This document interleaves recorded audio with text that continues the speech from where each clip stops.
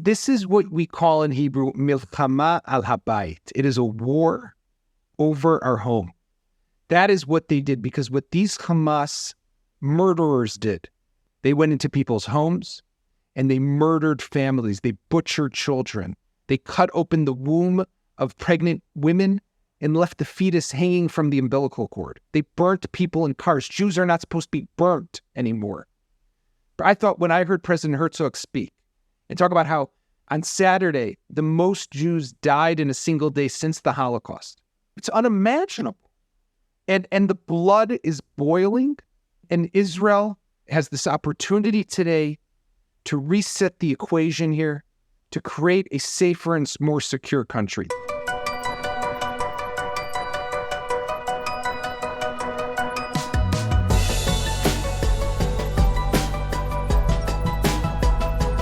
As the fog of war continues to slowly dissipate over Saturday's massacre, a shocking picture is beginning to be revealed.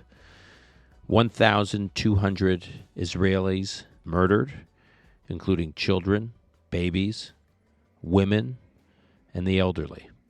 2,500 injured, many of them in serious and critical condition. At least 150 Israelis are estimated to have been kidnapped and are in Gaza. The IDF now estimates that approximately 1,500 terrorists from Hamas's special forces crossed the fence between Israel and Gaza on the southwest border of Israel, followed by a mob that came to loot and hunt for Jews.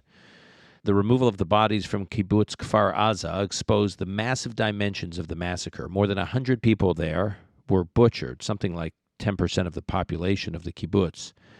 Among them, 40 babies. Families were burned alive in their homes. Similar scenes took place in other kibbutzim, Kibbutz Nir Oz, Be'eri, and Kibbutz Nativ Asara, where massacres continued up to 10 hours from when they began.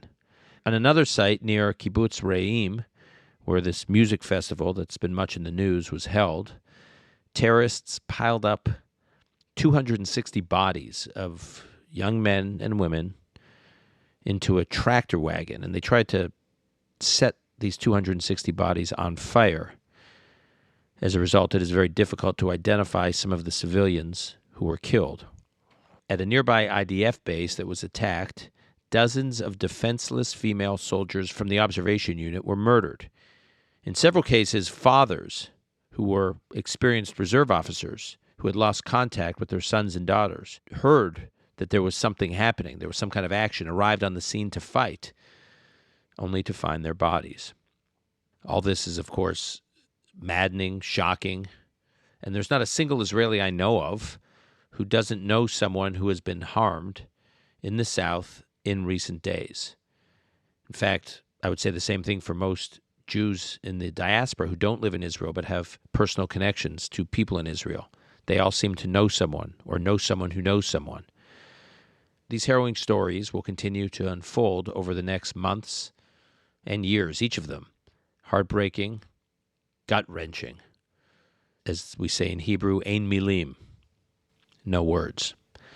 Amongst the grief that has struck the tens of thousands who've lost their loved ones, the shock and paralysis from Hamas's massacre are starting to wear off. The IDF is mobilizing reserve forces on a particularly large scale while attacking Gaza from the air and preparing the possibility of a ground invasion of the Gaza Strip at an order of magnitude that has never been seen.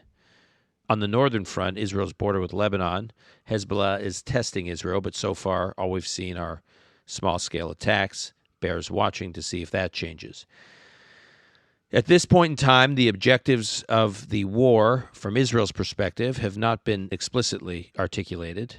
Will it be limited to the denial of Hamas's military capabilities, or will it ultimately end with the overthrow and removal of Hamas as the governing regime in Gaza? Will the ground operation be broad and prolonged? These are the questions being debated in Israel and also by Israel's newly formed war cabinet that is populated by leading members of its new national unity government.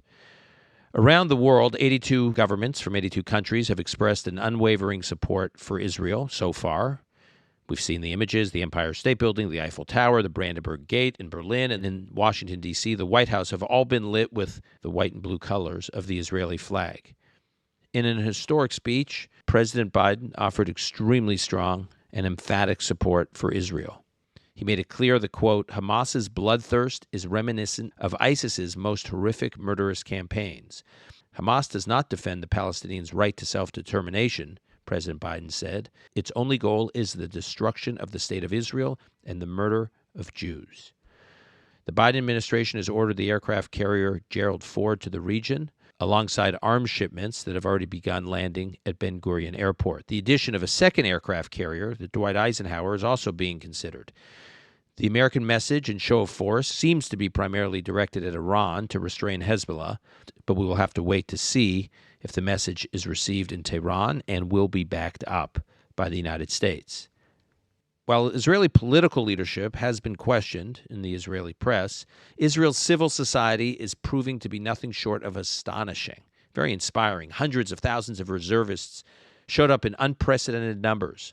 A similar mobilization exists among many civilians and organizations taking on tasks such as removing bodies, rescuing besieged civilians, providing food and shelter for displaced families, collecting equipment for soldiers, and raising funds.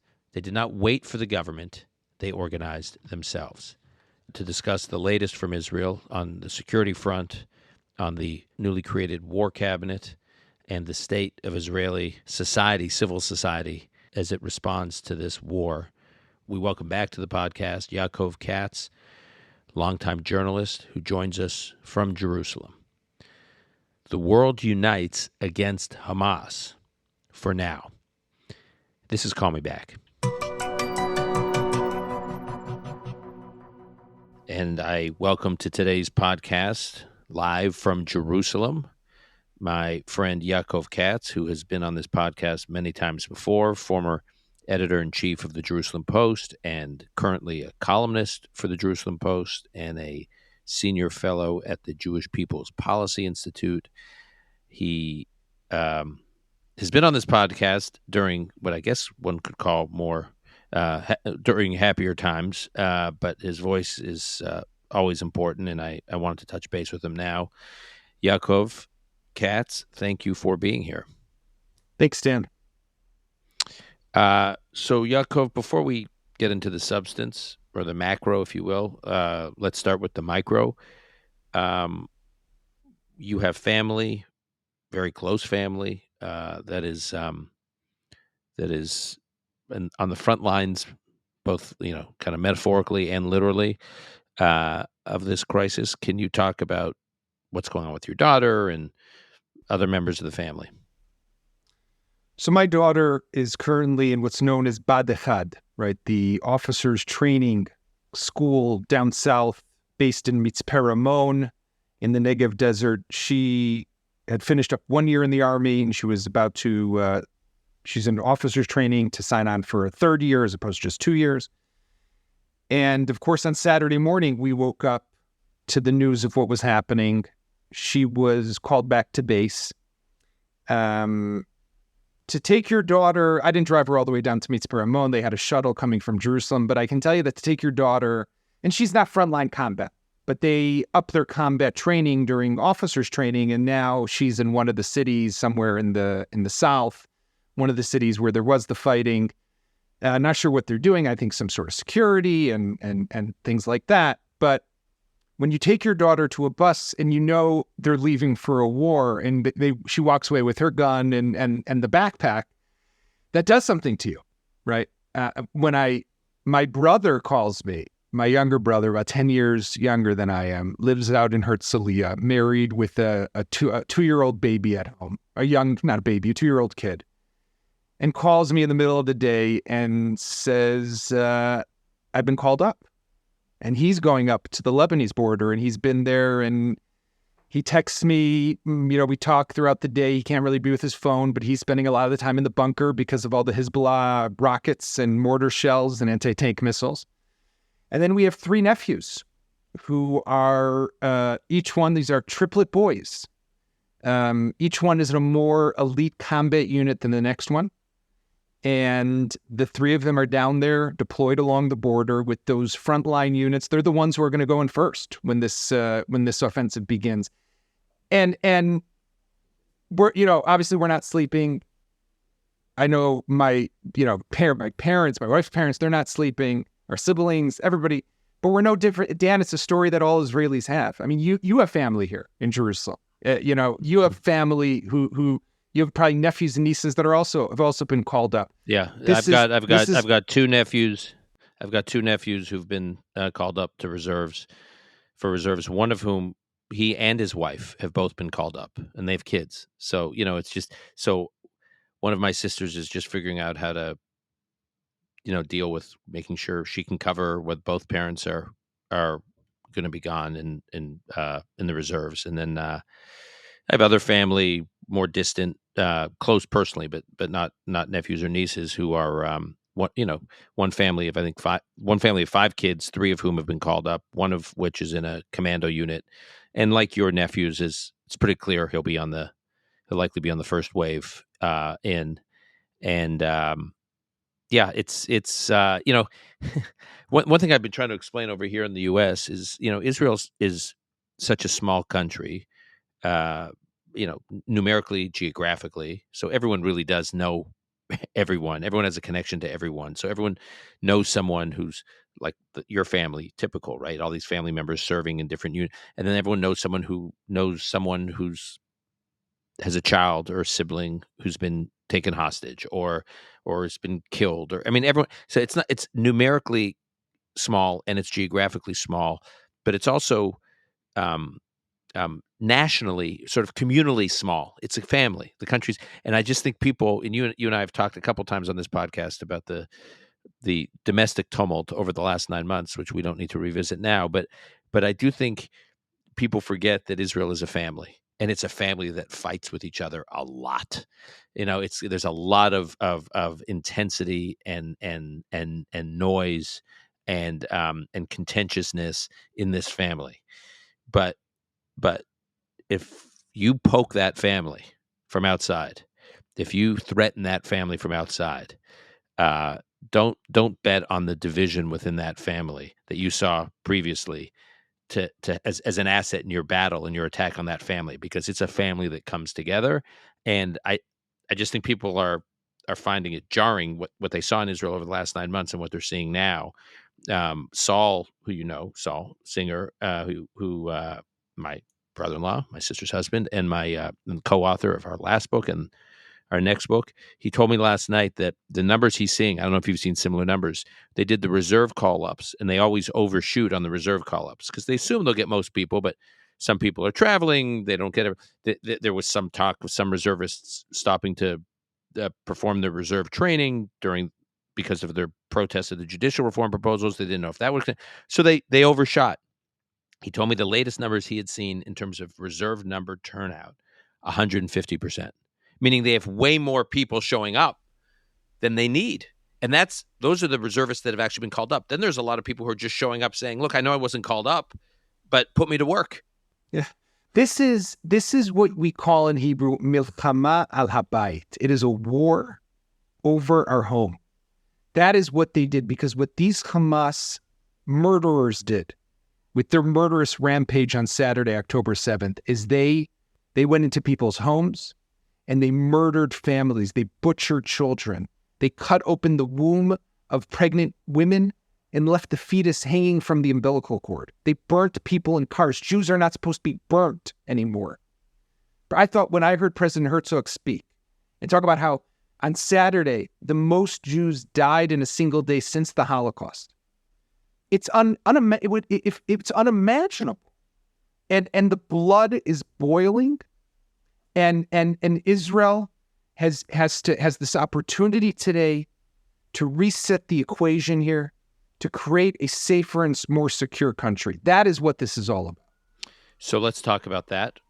One of the developments since we last were on air, so to speak, in the last 24 hours, has been some modicum of a national unity government formed. Not exactly a national unity government, because the formal opposition is Yair Lapid's Yesh Atid party, which it sounds like is not part of the national unity government. But Benny Gantz's party, who was not in the government up until now, has joined the government. So what role will Benny Gantz play? Can you tell us a little bit about Benny Gantz and what the significance, the implications are of him joining Netanyahu's government, who Netanyahu is someone he, in any other context, despises?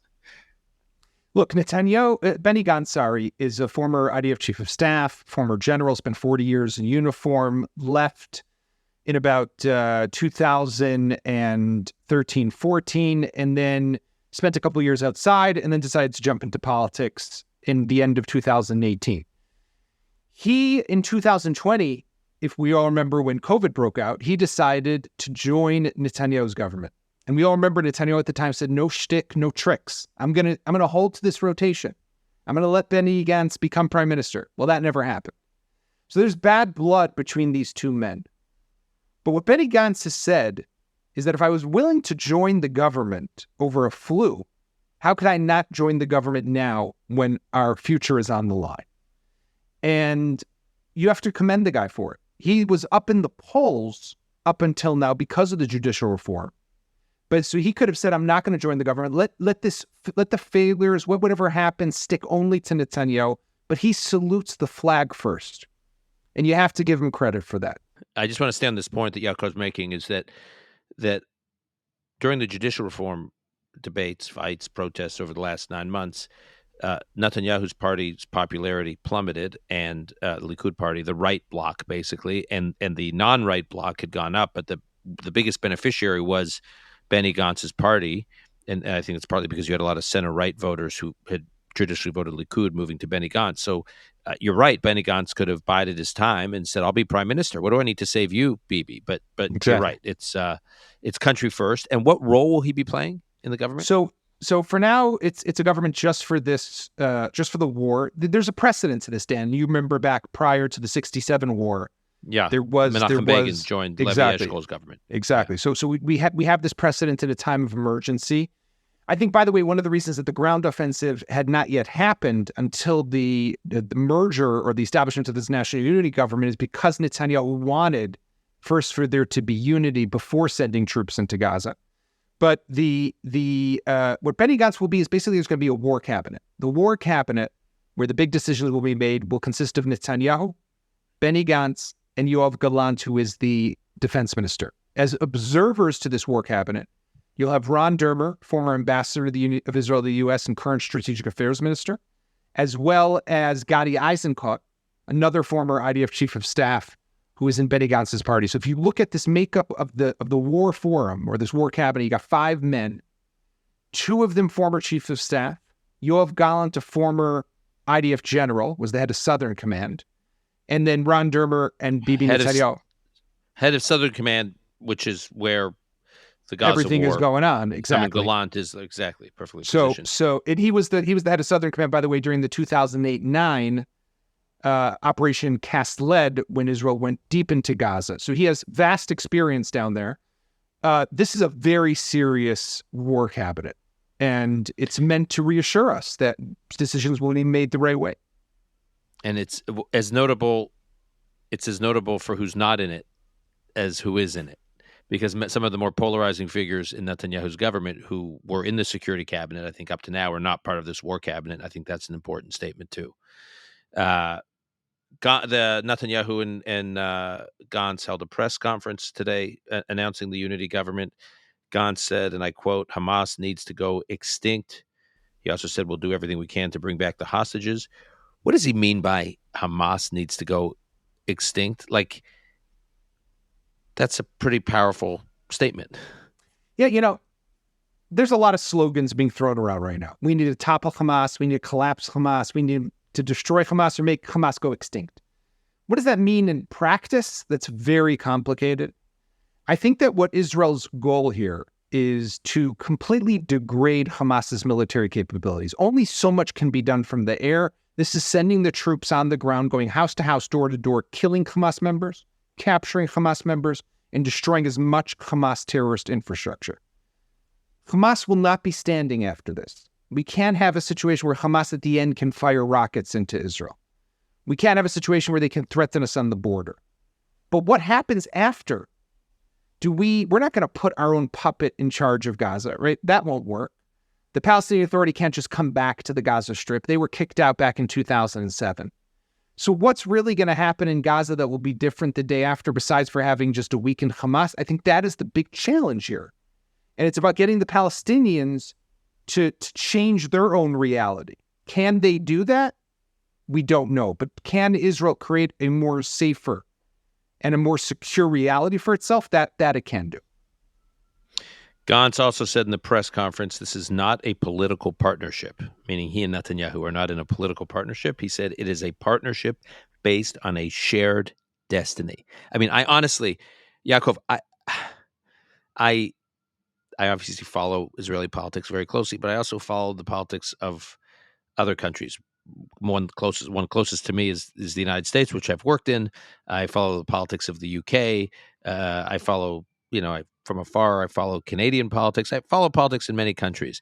I can't imagine two political leaders as fiercely oppositional to one another. I got to tell you, even in a time of crisis, using language like it's a partnership of shared destiny. But Dan, it really is, because what Hamas is after, this wasn't, people compared this to the Yom Kippur War. This wasn't the Yom Kippur War, because the Yom Kippur War was the Egyptian military attacking the Israeli military and the Syrian military attacking the Israeli military.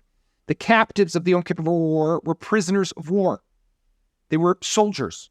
What Hamas has done is they killed civilians. They butchered and massacred Jews. They could have been Orthodox, leftists, right-wing, secular, centrists, wearing a kippah, not wearing a kippah. It made no difference. They want to kill us all. And we have to stand together to defeat this enemy that wants our annihilation. So I commend Benny Gantz, but it's obvious, I think, to all Israelis. And by the way, I think the world now finally recognizes what we've been trying to explain to them for decades, what we're really up against. Sadly, we had to do it this is how they had to learn this lesson. But today, there's no doubt in the world what Israel is facing as an enemy. You are an astute observer of Israeli military affairs. You've written a couple of important books, one of which I reviewed for the Wall Street Journal a number of years ago, and I think you're working on another book. And you're very dialed in with Israeli military thinking and senior officials in the Israeli military and intelligence community. How was President Biden's speech on Tuesday afternoon received in the Israeli security apparatus? I think the Israeli, officials who I've spoken to were blown away, were deeply moved by the way Biden spoke about Israel. He could have said half of what he said about Israel, and they still would have been deeply moved. This speech that he gave set a new standard for what it means to be a pro-Israel president, I think, in the United States, in terms of how you stand with the country at a time of need. To openly threaten countries like Iran, organizations like Hezbollah, to send the amount of firepower and forces that he's deployed to this region now. Right? Reports that I'm hearing, and I'm sure you're reading these as well, about commandos and Navy SEALs who are now stationed or deployed in the country. SEAL Team 6, yeah. SEAL Team 6 is here.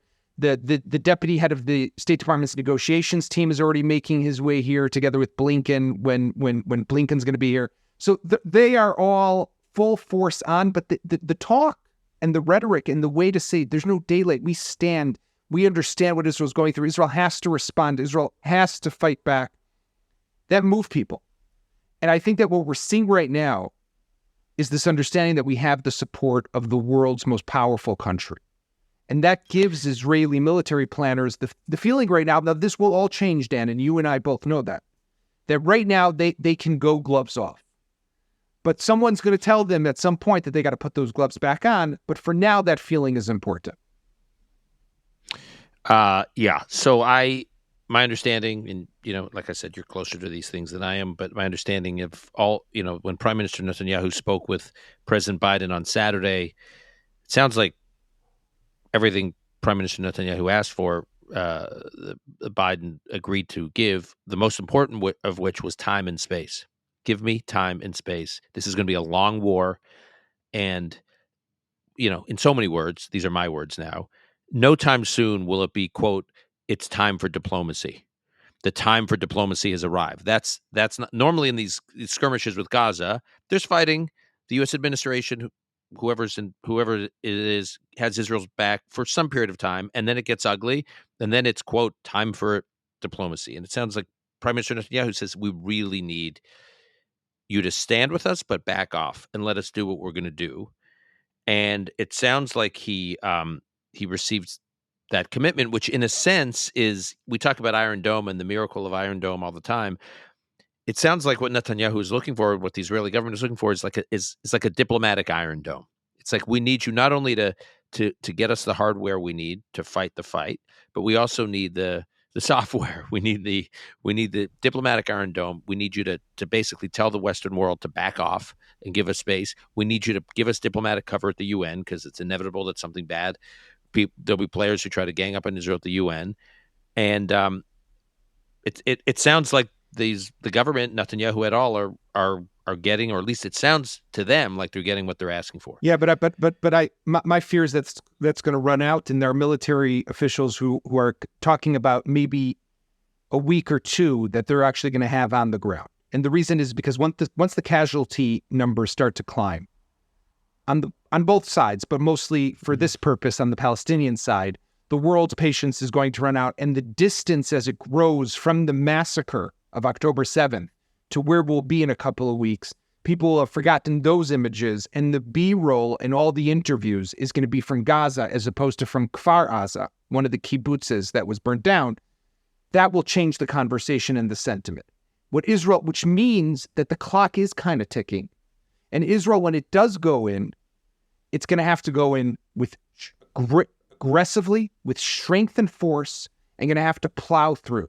So it's going to have to be fast and very strong. You're going to see a lot of military capabilities coming together. Artillery is down there. You have armored personnel. You have the top infantry units. You have drones, and you have close Air Force support. A lot of changes in the way that they work also today. The brigades in Israel, if once upon a time you had an armored brigade, an infantry brigade, an engineering brigade, today they work as teams. So they take a bit of infantry, a bit of armor, a bit of engineering, and they put it all together in these special teams that operate as one to make them more effective, more firepower, and that they can get more done in a quicker way. That's what we're looking at. And what is the practical significance of the U.S. sending aircraft carriers, repositioning them nearby? Look, I think from Biden's perspective, and I think that this was one of Netanyahu's requests when they spoke for the first time on Saturday. What has Israel really concerned? Israel can deal with Gaza. Israel will deal with Gaza. What Israel is concerned about is what's happening in the north in Lebanon, and if Hezbollah will open up another front. To have to fight a multi-front war will be very complicated for the state of Israel. Therefore, Israel wants to be able to be in a position that it can maintain this conflict and keep it contained just to Gaza. By sending the USS Gerald R. Ford, as well as these other vessels to the region, Biden is trying to send a message and signal to Hezbollah as well as to Iran, don't you dare get involved, because we're here. Now, does that mean that he's going to send missiles into Beirut if Hezbollah fires missiles at Israel? I don't know. Personally, I would actually have recommended to Biden, don't send that strike group to the Eastern Med. Send it to the Persian Gulf. And if you're going to make a threat, make it against the Ayatollahs in Tehran, that if in Lebanon they launch missiles at Israel, you're striking in Tehran. And if you do that, that's how you reset the region right now. In terms of Iran, were you surprised that Biden didn't mention Iran in his speech on Tuesday? Look, it was interesting, and it was notable that Iran was not there. Hamas, we know, is a direct proxy of Iran. Hezbollah is definitely a direct proxy of Iran. Iran is here behind, pulling the strings, funding these terrorist organizations. Biden could have mentioned them, but he didn't. This talks maybe to what the U.S. policy has been with the Iranians, where they're trying to keep Iran contained, right? I think that my argument would be the world now has a unique opportunity, Dan. Everything is different today after what happened on October 7th in Israel. The whole world can change now. Policies of containment will no longer work. Israel tried for 20 years to contain Hamas. And that blew up in our faces. Israel said, no, we'll hit them once in a while. They'll hit us. We'll give them economic incentives. We'll just keep them in Gaza. It'll all be okay. We're good. No, we're not good. You can't contain this. That's what blew up in our face. And there were failures along the way, intelligence and tactical and operational, all over the place. But we have this opportunity today to flip the equation and to say what was will no longer be. That's what we have to take advantage of. Because if we just hit Hamas and then go back and rebuild the fence and build it 50 meters in width now and another 100 meters in height, we didn't do anything different, right? We have to flip this whole thing on its head. What is happening on the northern border? I saw today there was some action. How serious is it? How worried should we be? Look, Hezbollah, it's unclear exactly what their strategy is. On the one hand, it seems that Hezbollah is testing Israel. Is every time that something big happens in Gaza, they want to try to provoke Israel, respond, show the Arab world and the Palestinians they stand with their Hamas brethren. On the other hand, Nasrallah, the leader of Hezbollah, Sheikh Hassan Nasrallah, is pushing the limits a bit too much. Today there was anti-tank fire. They sent some drones across the border. There were fears of infiltrations into different communities. People, at one point, everyone from Haifa North was told to stay in their homes. And then the Homefront Command app, I was sitting in my office and my daughter, my 13-year-old daughter walks in and says, Abba, Dad, we got to go down to the bomb shelter. I said, what are you talking about? She said, on my app, it says that everybody in all of Israel needs to go into their bomb shelter in the whole country. It felt like there was suddenly what the whole world has unleashed missiles from Eilat all the way up to Kiryat Shmona. There was a glitch there, but that's the anxiety that people are living with. Hezbollah would be atrocious if that were to happen. It would be a devastating war for Israel. I hope that we can continue. The truth is, Dan, I'll tell you something. I'm of two minds here. On the one hand, I say, I hope that war doesn't happen because they can cause some serious destruction here. On the other hand, there's a part of me that feels like what I said before. We have an opportunity to change this, to change everything today. And I tweeted before, or I posted on X, that with tensions rising in Lebanon, I hope that if there's going to be a war, it won't be called the third Lebanon War, because the last one, was called the second Lebanon War. It will be called the last Lebanon War. That's what this all needs to be. It needs to be the last war in Gaza, and if there's going to be a war in Lebanon, it needs to be the last war in Lebanon.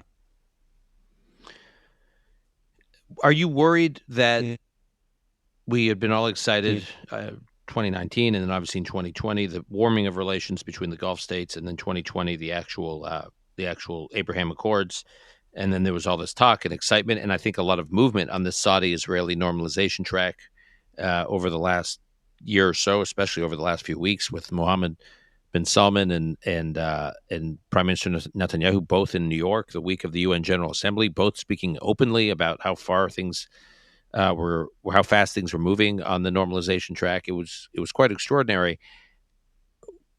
What is the implication of what's happening now for any hope of Saudi normalization soon? And the reason I say soon is because I think it has to happen soon if it's going to happen. Yeah. Because it will.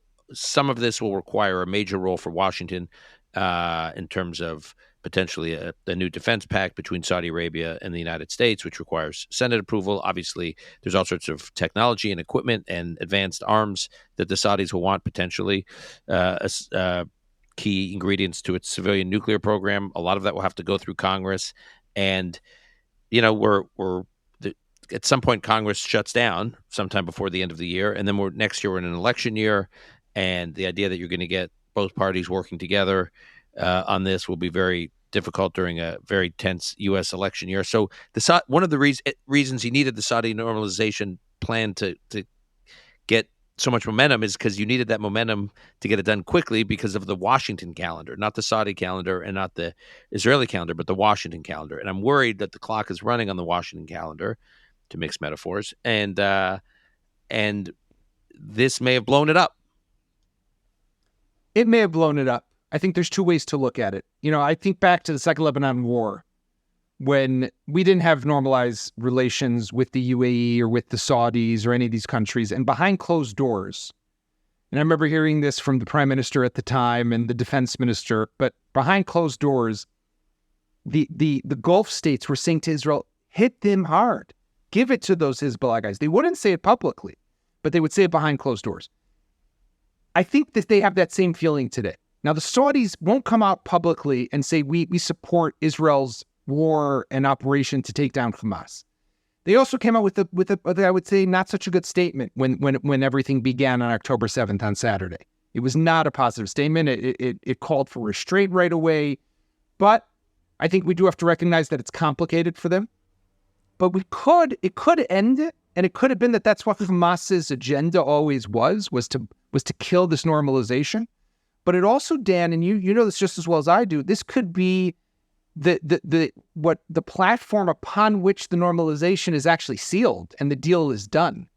Because if we're really able to change the paradigm here, this could be something that could actually be positive and change the trajectory of this region to not only help, right? Until now, the Palestinians haven't come to the table. Why not? Maybe this will bring them even closer. So we really can't tell for the next few weeks until the dust settles from this war, and we're only getting started, right? This is going to take some time. But if I mean, one of the assets that Israel has, I mean, you look at the reports about the intelligence and in the Arab world and the security assessments of Israel in the Arab world of Israel, and the four pillars that they typically point to are: one, world-class military and intelligence capability, Israel's. This is why you shouldn't mess with Israel. Two, Israel's closeness with the United States, the rock-solid relationship that sort of seems unbreakable. Three is Israel an economic and cyber and technology superpower, startup nation. Four, the unity of the people, that there's this solidarity of the Israeli people.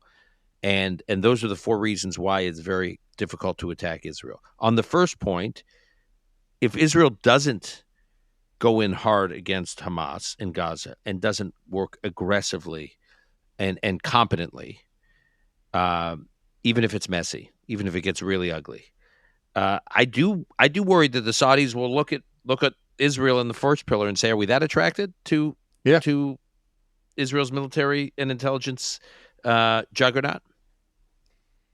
By the way, that's the big problem. One of the big problems that comes out of what happened here on October 7th, right? When, you look at the three main failures, and I wrote a piece for Barry Weiss's Free Press about this, of what went wrong that led to this war. You have three main failures. Failure number one was the intelligence failure, right? Think about this for a second. We have a special intelligence agency called the Shabak, which is supposed to be watching Hamas. You had 1,000 to 2,000 Hamas fighters who crossed into Israel on Saturday. And we knew nothing about this. How did they pull that off? Now, some stuff has come out. They've been planning it for years. They did amazing compartmentalization. Very few people knew the big picture. There was no use of electronics, so there was no SIGINT, no signal intelligence. It was very difficult to pick up. And you got to remember, Dan, in 2005, when Israel pulled out of Gaza, we have no physical assets on the ground. So it's very difficult to run human agents on the ground in Gaza. So we rely pretty much solely on what we can hear and what we can intercept in terms of emails, texts, etc. If you don't have that, it's very difficult to know what's going on. So we didn't get the intelligence. The second thing that should have stopped them was the defensive measures. We spent billions of dollars on above ground barriers and even underground barriers. We have special set radars and cameras. We have a remote control gun that these tatzpitaniot, they're called. They're soldiers, women soldiers who sit in a room and look at cameras and screens, and they are the surveyors of what happens in Gaza. A cockroach can't walk by one without an alarm bell going off, right? And somehow they managed to get through. And then the third failure was after all of that. So if we didn't have the intelligence and our defensive measures didn't stop them, what's the third thing? The rapid deployment of the IDF. They should have been there to meet these guys and get them and stop them. But we were still on Monday, almost 48 hours later, still trying to get some of these guys out of the kibbutzes and the communities that they were in down south. So when the world looks at this, what do you think today of the IDF? What do you think today of the Shabak and military intelligence? Do you think that we're as strong as we thought we were? This is a huge blow to the reputation of the Israeli military. It's going to be hard. There's definitely that's on their minds now as they embark on this larger offensive. Yeah, that's encouraging, I will say, and I will also say that I on the fourth point of what the Arab world, specifically the Saudis, look at is this solidarity of the Israeli people, which I know was in question over the last 9-10 months during this divisive debate inside Israel. You know, we've talked to you about it. Saul and I wrote this book about the surprising resilience, underline the word resilience, the surprising resilience of a divided nation in a turbulent world.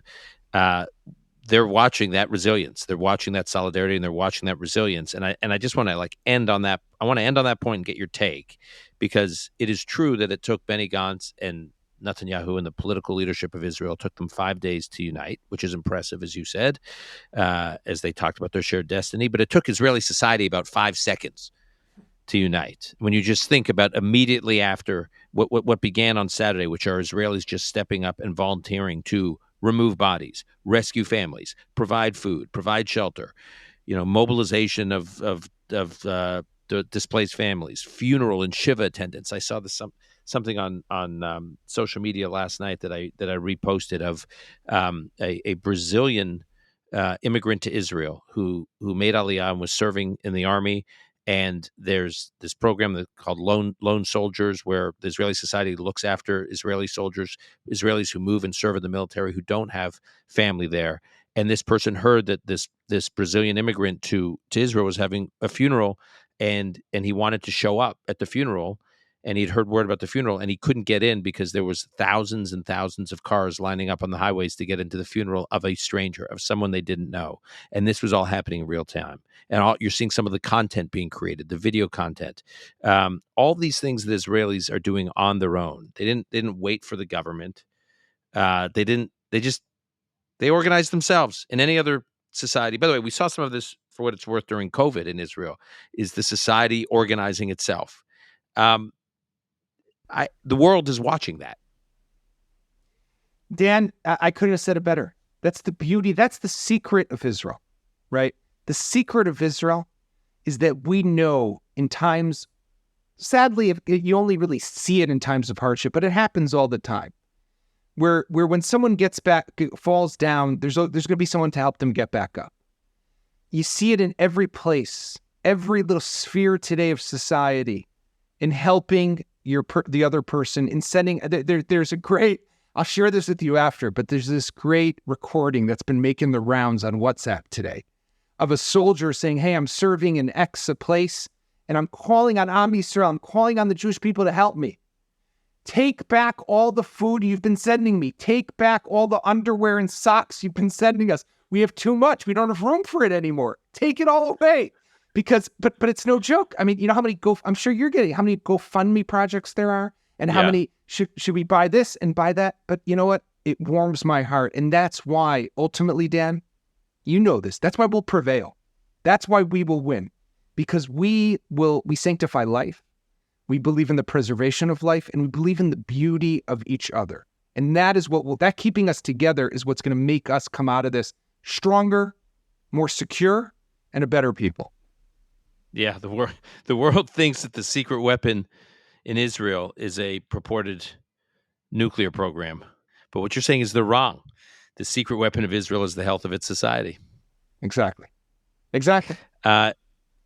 Yaakov, we will leave it there, and we will post in the show notes the piece you just wrote that you referenced. And I know it's late there. We'll come knocking soon again to have you back on, because like I said, even before this horror show of the last few days, you're always a welcome voice for our listeners, and I think especially so now. So thanks for being here. Thank you, Dan.